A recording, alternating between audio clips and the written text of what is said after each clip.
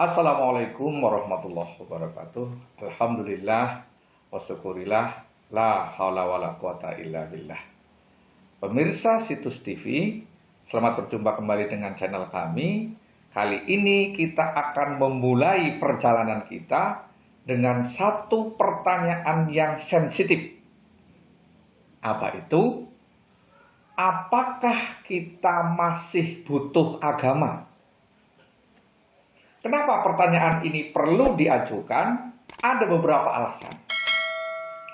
Alasan yang pertama adalah agama yang hadir kepada kita pada saat ini berasal dari ribuan tahun yang lalu. Bahkan kalau kita baca sejarah, agama yang masuk ke dalam kelompok Samawi, yaitu agama yang terbaru, yaitu Islam saja, itu hadir sekitar 1400-an tahun yang lalu. Pemirsa Situs TV bisa bayangkan, kira-kira apa yang ada di masa itu yang bisa kita gunakan hari ini?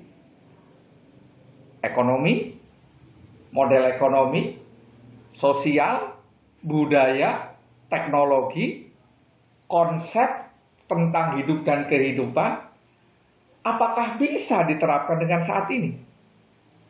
Nah, itu satu alasan.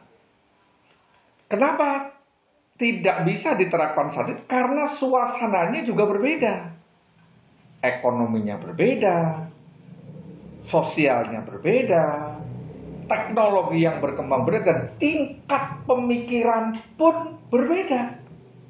Bagaimana mungkin sesuatu yang berasal dari ribuan tahun yang lalu kemudian kita pakai pada saat ini? Apalagi ribuan tahun. Sedangkan yang 100-200 tahun yang lalu saja, yang hadir pada saat itu, kemudian kita pakai pada saat ini, sudah kurang relevan atau bahkan tidak relevan lagi. Nah, apalagi yang ribuan tahun yang lalu. Ini alasan pertama. Meskipun kita tahu bahwa para tokoh agama pada saat itu menjadi sumber pencerahan dan dibutuhkan oleh masyarakatnya.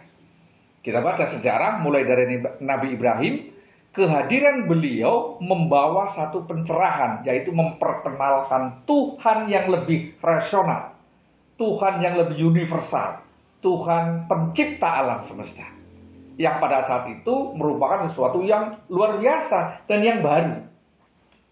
Nah, kemudian berikutnya di zaman Nabi Musa sudah ditambah lagi, bukan sekedar memperkenalkan tentang Tuhan semesta alam, tapi juga sudah mulai mengatur tata kehidupan supaya terjadi adanya keteraturan.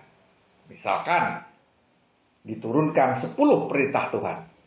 Kemudian juga ada kita kenal sebagai kitab sucinya, yaitu Taurat pada zaman Nabi Musa. Ini adalah sesuatu yang baru, yang tidak ada pada zaman Nabi Ibrahim. Nah, ini adalah satu bentuk pembaharuan yang dibutuhkan oleh masyarakat. Berlanjut di zaman Nabi Isa, apa yang ada di zaman Nabi Musa dilanjutkan dan ditambah dengan peraturan lain yang diharapkan membuat lebih teratur lagi masyarakatnya. Dan puncaknya ada di zaman Nabi Muhammad SAW. Seluruh apa yang disampaikan nabi-nabi sebelumnya disempurnakan dan kemudian menjadi satu kitab suci yang kompleks, yang hampir semua aspek kehidupan manusia ada tata aturannya.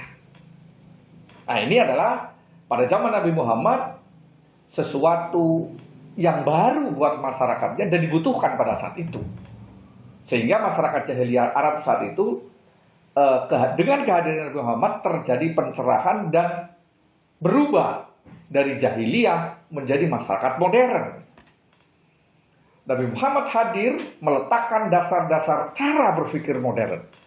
Misalkan dengan 3 konsep yang kita kenal, yaitu kafir, syirik, dan iman. Ini sebetulnya konsep cara berpikir modern. Ini adalah satu visi yang sangat jauh ke depan, yang bisa mengantarkan masyarakat jahiliyah Arab pada saat itu untuk meraih kesuksesan di dunia dan membangun masa depan mereka. Nah, kemudian ini alasan kedua, mengapa pertanyaan itu kita ajukan.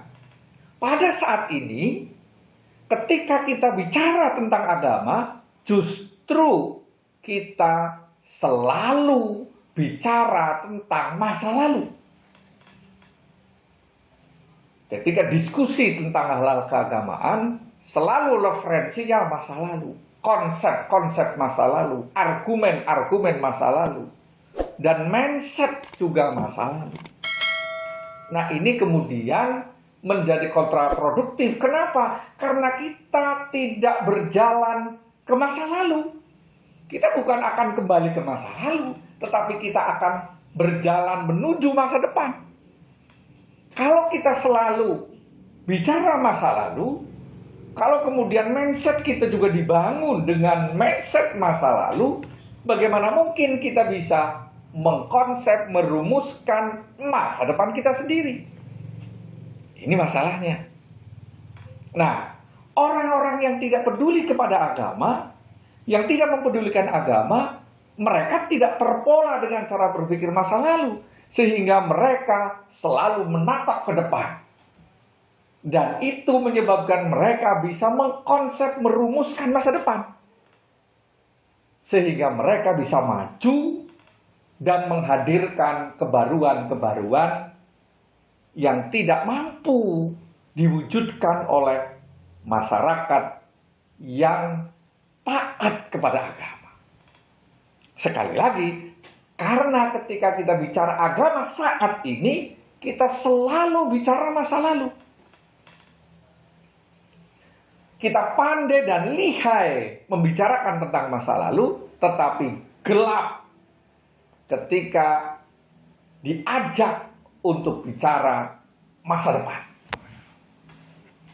Coba kita pertanyakan, dengan konsep agama yang kita kenal pada saat ini, pertanyaannya adalah bagaimana atau seperti apa masyarakat, katakanlah kita sekarang berada di Indonesia, masyarakat muslim, bagaimana masyarakat muslim Indonesia mau diapakan, mau dijadikan apa masyarakat muslim Indonesia di 10 tahun yang akan datang atau 20 tahun yang akan datang. Bagaimana konsepnya? Nah, ini yang menjadi problem buat kita. Sehingga pertanyaan itu wajar ditanyakan. Apakah agama masih kita butuhkan? Lalu ada satu argumen yang menyebutkan bahwa agama itu tidak untuk membangun dunia. Agama itu tidak untuk dunia. Agama itu katanya untuk keselamatan akhirat. Nah, perlu diingat, bagaimana kita tahu bahwa akhirat kita selamat? Tentu indikatornya adalah di dunia. Bahkan Nabi Muhammad SAW sendiri tujuannya menghadirkan petunjuk dan syariatnya adalah supaya terbentuknya akhlak mulia. Jadi akhlak mulia itu adalah indikator di dunia. Seperti kejujuran, keadilan, kesucian, amanah, dan lain sebagainya. Itu adalah tanda-tanda akhlak mulia. Tapi mari kita lihat. Beberapa waktu yang lalu ada sebuah penelitian dari George Washington University yang meneliti tentang karakter unggul di dalam Islam yang tercermin dari masyarakat dunia. Mereka kemudian meneliti di negara-negara mana yang memiliki atau mencerminkan karakter unggul terbanyak. Seperti kejujuran tadi yang saya sebutkan, kemudian keadilan, kemudian kepedulian, kemudian amanah, anti korupsi, dan lain sebagainya. Itu karakter unggul yang menjadikan masyarakat itu maju. Ternyata juga tidak jatuh di negara-negara yang notabene taat beragama, peduli kepada agama. Tetapi jatuh kepada negara-negara yang dikatakan negara sekuler, yang tidak mempedulikan agama dalam kehidupannya. Seperti New Zealand, kemudian Swedia, Singapura, dan yang sejenisnya. Bisa pemirsa situs TV bisa baca tentang Islamic State ini di internet. Silakan Anda bisa browsing dan bisa mendapatkan fakta-fakta itu hasil penelitian mereka. Ini adalah satu fakta bagi kita. Ternyata juga dari sisi akhlak itu juga tidak begitu terlihat. Dan ternyata kalah dengan mereka yang tidak menjadikan agama sebagai basis kehidupannya. Ternyata mereka malah lebih menunjukkan karakter unggul yang diinginkan oleh agama. Dan fakta kita menunjukkan, fakta lain menunjukkan, yang membuktikan tentang hal ini adalah tentang korupsi. Berdasarkan penelitian Transparansi Internasional Indonesia pada tahun 2020, ternyata negara kita ada di ranking ke-102 tentang masalah kualitas tentang korupsi. Jadi negara kita masih kalah jauh. Jadi artinya korupsi di tempat kita masih banyak. Dan kalah jauh di negara-negara yang notabene tidak taat agama. Seperti negara-negara tadi, Belanda, Swedia, Singapura, Amerika, dan sebagainya. Itu menduduki peringkat-peringkat tinggi. Pemirsa situs TV bisa dibaca tentang hasil penelitian Transparansi Internasional Indonesia dan data-data mengenai tentang hal ini. Nah, ini adalah satu fakta. Ternyata ketaatan dalam beragama pun tidak mendapatkan dampak yang seperti diinginkan. Kalau kemudian tujuannya itu untuk supaya akhlak mulia, lalu di mana akhlak mulia itu terwujud? Di masyarakat yang peduli kepada agama. Kenyataannya menunjukkan berbeda. Pemirsa situs TV, pada akhirnya kita mendapatkan satu fakta bahwa masyarakat yang taat beragama ternyata jauh tertinggal. Mereka tidak memiliki konsep masa depan.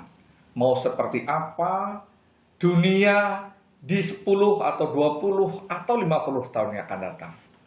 Sementara di pihak lain, masyarakat atau orang-orang yang tidak terlalu peduli kepada agama, mereka bisa berlari cepat dan sampai pada satu puncak pencapaian, yaitu dengan hadirnya sains dan teknologi yang kemudian memberikan kemampuan kepada mereka untuk merumuskan masa depan.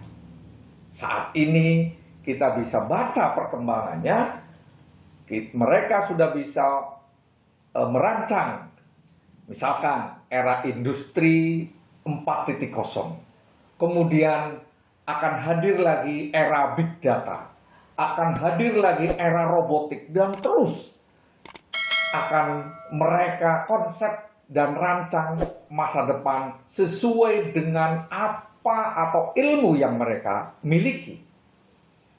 Nah, sementara orang-orang yang taat kepada agama hanya nunduk, ikut kepada mereka yang tidak taat kepada agama.